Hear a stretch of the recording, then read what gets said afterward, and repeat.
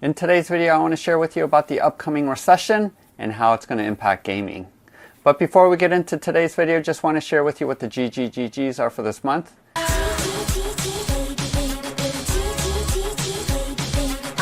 Each month, Bob the Beholder picks some of my Patreon supporters to receive gratitude gifts.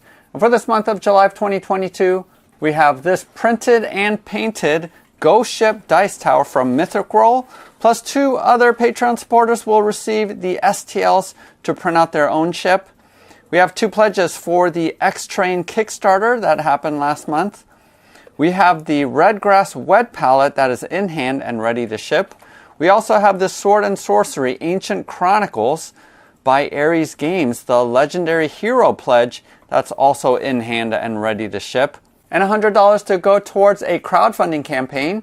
Votes are still coming in, but it looks like it's going to be the Cursed City Kickstarter. So use the links below to go to my Patreon page to find out more information on how you can get in on the possibility of being chosen by Bob to receive one of these. If you haven't seen last week's video, go ahead and check that out, but I'm working on a Zombicide board, and right now I'm painting up a bunch of indoor furniture and terrain to place inside of my town and village, as well as some of the pieces for the Green Horde. But while I've been painting all of this, I've been watching a lot of videos that's talking about what a lot of economists are considering an inevitable downturn in the economy, which might be a full recession, but who knows? Every recession is different, but I'm not here to talk about whether or not it's going to happen. I'm just going to assume that there's going to be some kind of correction that's going to have to happen within our economy.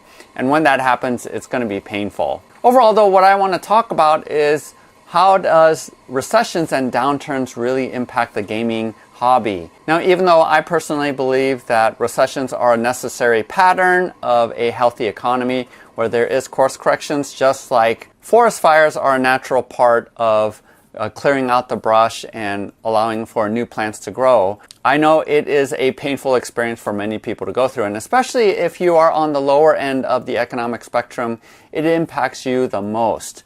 Now, I feel fortunate enough where my wife and I have made a lot of good financial decisions, and even though the first 25 years of my working career I was in the nonprofit world and really didn't make that much money, we were very conservative fiscally and made a lot of decisions lifestyle-wise that allowed us to live within our means, and we're fortunate enough where now we have very little debt. Our house mortgage is the only debt that we have, and we've always paid off our credit card bills in full at the end of each month. So the rise in interest rates doesn't really impact us a whole lot personally. As well, we have a good amount of savings that will help us through any bump. Also, this channel brings in enough income that really I've been able to pursue my gaming hobbies using the revenue from YouTube as well as Patreon, as well as giving back to the community with all of the gratitude gifts that we give each month. But I do know, even with all of those things, that when a recession hits, and who knows whether or not that's going to be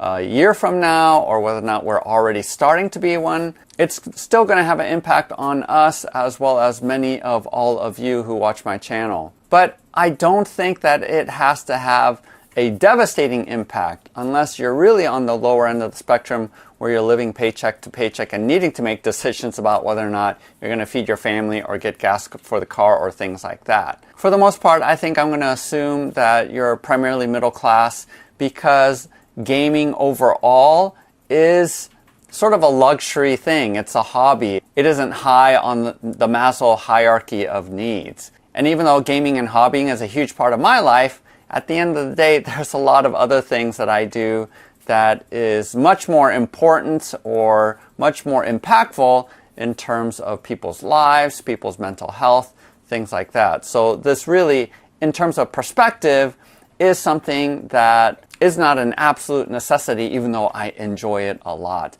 For some of you, I know that it is much more important than that, but for me, there are other things that I also enjoy, primarily spending time with family and friends and engaging in deep and meaningful conversations.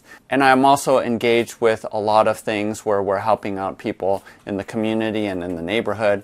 And that's a major part of what I consider to be really fulfilling and more important than even gaming, as we're really talking about touching lives and helping people. But one of the ways that I do want to encourage you is we have had sort of a boom year of gaming, and a lot more interest in that. I actually think COVID and the isolation that we had in the early parts of COVID, we did see a boom in gaming because a lot of people were playing games either with their families as they were isolated at home or trying out a lot of different solo games. I know for myself, I've really never played games solo before, but because of the pandemic, I actually did play a number of games solo for the first time and ended up enjoying it. So overall, I feel like these last couple of years, even though we've had all kinds of craziness with COVID, that games have had somewhat of a renaissance and a lot of people have gotten into gaming. As well, there was a ton of opportunities where game companies made tons of money off of crowdfunders like Kickstarter or on GameFound. And because of that, I have a constant stream of games that are being shipped and coming in, things that I had ordered over a year or two ago. But I think with a recession, I think all of those things are going to see a downturn. I think crowdfunders aren't going to be as successful as they were before. Although for sure, I think people will still be buying games, people will still be crowdfunding and making those kinds of investments moving into the future, regardless of whether or not we're in recession. But I do think that it will impact people's decisions about how much they are putting into the hobby. I think though the encouragement, just in the same way that a recession, although painful, is good for the overall economy in terms of corrections, I also think that maybe having a little bit of a break from all the purchasing and buying new things, the shiny new box of toys that I am totally susceptible to, might actually be healthy for me in terms of overall gaming. Because to be perfectly honest, if I were to never buy a game again for the rest of my life, the games that I already own, I probably have enough games to last me through the rest of my life. Because to be perfectly honest, there's a ton of really good games that I have because I tend to get rid of games that I don't really like. So the games that I own are generally games that I really enjoy. But really, I'm cycling through them where I'm not really playing them all the way through the campaign. And my favorite genre of games is actually role-playing games or the dungeon crawler games where you are actually leveling up your character over a lengthy campaign. So we're talking about games like Shadows of Brimstone, Gloomhaven, Swords and Sorcery, those kinds of epic games where you're spending hours in one campaign. And, I haven't played D&D in a while, but I played a ton of campaigns in Dungeons and Dragons, and I just love that concept of having a story, a narrative arc, tying sort of an adventuring party together where you're slowly improving and leveling up that character. So that really is my style of game. Now, I do like playing, one-off Euro games and things like that. I love that but overall, if I were to choose one kind of game, or if I were to be on a desert island by myself and I could only bring one game with me, I would definitely be bringing a campaign game. So that might be also the case for many of you, is that you haven't just limited yourself to just buying one game, but maybe one of the good things that might come out of a recession is actually taking a break from purchasing new games, but actually looking at the games that we have and taking the time and energy, and if you're a painter like me, painting up all of the miniatures that are part of that game, and also taking the time to be able to play through a campaign without feeling some of the pressure of, I want to try out this other game, so setting that aside and never really completing it. Or in my case, there's a lot of games where I'll paint up all the miniatures, but I'll only get it to the table maybe once or twice before the new game comes in and I paint that up. So I'm definitely guilty of that. And in some ways, maybe a recession will force me into just focusing in on a few and going in deeper. Ever since Adepticon, I have really invested in playing Mantic's Dead Zone and have set up sort of a regular weekly Saturday playtime for those here locally in St. Louis. And that's been super fun. It's been really fun to just dive in and playing just one game and really getting to know how to play that game. And in some ways, I would like to do that some of my more involved dungeon crawlers. So for example, I have a Friday night game group that we get together every other Friday, and we've recently started up Kingdom Death Monster again. Now that is a super long campaign with at least about 25, 26, maybe even a little bit more game sessions, game evenings to be able to complete that game. So that's something, a big investment. But also I have a game, Oathsworn, that's coming in, and I'm really curious to see whether or not that is my Kingdom Death monster killer in the sense that it's going to replace that game because of superior gameplay or superior storyline. So stay tuned. I'm going to do a comparison video once that game comes in. But that is one of those kinds of games that I could probably spend a campaign and just play through for at least an entire year. During the pandemic, one of the games that my gaming group played where I actually set up video, I would actually move the pieces around as they, in the video chat, would tell me what their character would do. We played Madara for over a year and a half, and I just loved playing that campaign as well. So I really feel like I'm missing out a little bit by, and part of that obviously is my role as a YouTuber. This channel is about exploring all kinds of different games and skirmishes and things like that. And when game producers are sending me their games, I do feel obligated to, make reviews for them. But in some sense, I think it would be healthy to just be able to dive into some of the games that I've set aside. So one of the games I would really love to play, and I did a video about painting up all of the miniatures, is Shadows of Brimstone Forbidden Fortress. It's basically the Japanese theme version of Shadows of Brimstone, and that's a game that I've played a lot of, a full campaign of, and I really like the leveling up mechanics of that as well. But I haven't played a single game of Forbidden Fortress, even though I finished painting up all of the miniatures, last year. Other games that have come in that I haven't really even had a chance to try or play: Dwellings of Eldervale, Wolfenstein, Etherfields, Chronicles of Drunagor. So there is actually a bunch of games that I've only maybe played once or twice. And it's not because I didn't like them, it's just that there's so many that I don't have that much of an opportunity to really dive in. And it is a little bit ironic because, I end up painting hundreds of miniatures for these games only to play them maybe once or twice. At the end of the day, I don't really mind because I do consider myself a hobbyist first and a gamer second. And I really do enjoy painting miniatures, printing out miniatures and terrain as well.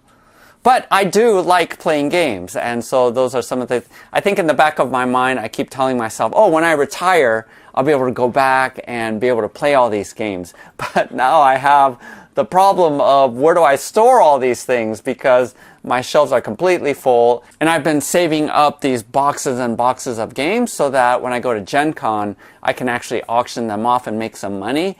But last year when I went to Gen Con, they didn't have the auction. This year, in order to save some money, I'm not going this year, so I have a full year to wait.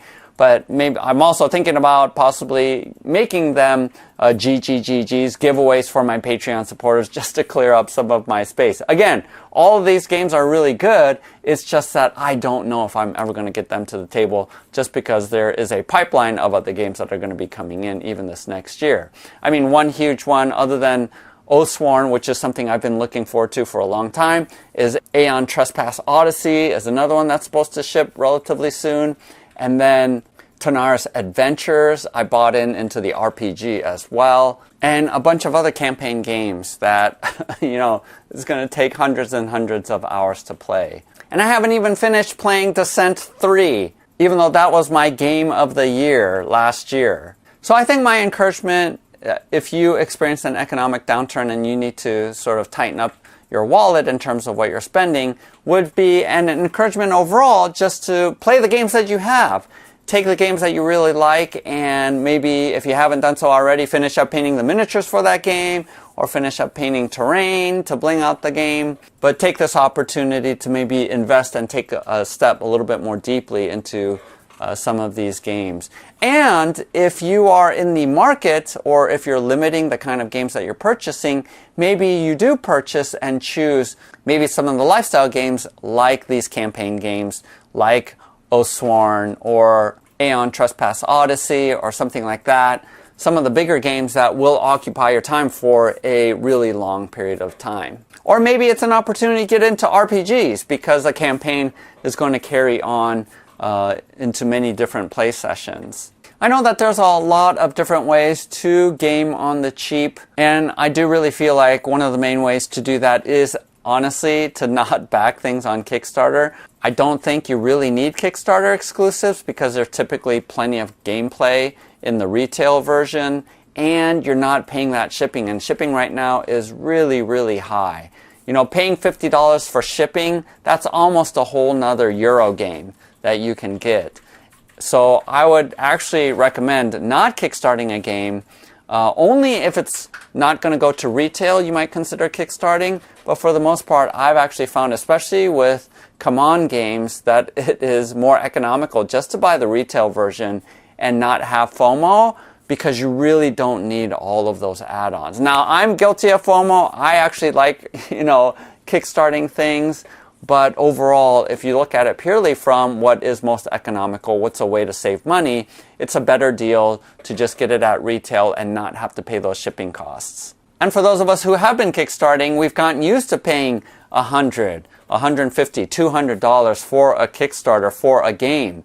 And we forget that 20 years ago, paying $100 for a game was outrageous. That was super high, but we've gotten used to those kinds of prices, especially with board games that have miniatures in it. There's a lot of Euro games that don't cost that much, but that's sort of been normalized into us, and I think it might be good for us to level set again and say we don't have to spend hundreds of dollars for a game. Now, hopefully you are in a good financial position where you're not in a lot of credit card debt, because interest rates definitely are going to go up. So borrowing money is going to be more painful, and that you're in a good position where that you can continue in this hobby, which is really enjoyable. But at the end of the day, I think many of us are going to have to make painful decisions about where we're going to spend money when it comes down to, buying groceries versus doing hobbies. I think the answer is going to be pretty obvious. But go ahead and make comments below. What do you think about that? What would you do if we went into deep recession, or if your money was limited, or if the inflation stays really high,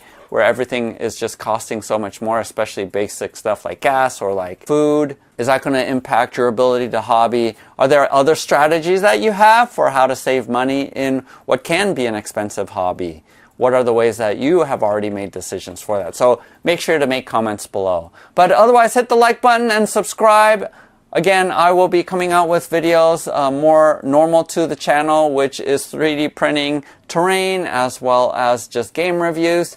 So if you like that kind of stuff, make sure to subscribe. And if you want a chance to actually win one of those lifestyle games, Sword and Sorcery, go ahead and go to my Patreon page. It only takes $1 to become a Patreon supporter and to give you a chance at being chosen by Bob to receive some of these. And we are giving away quite a bit in the next couple of months as well. Or you can support the channel by clicking on the links below to go to my merch store, where you can pick up really cool t-shirts and swag from my channel.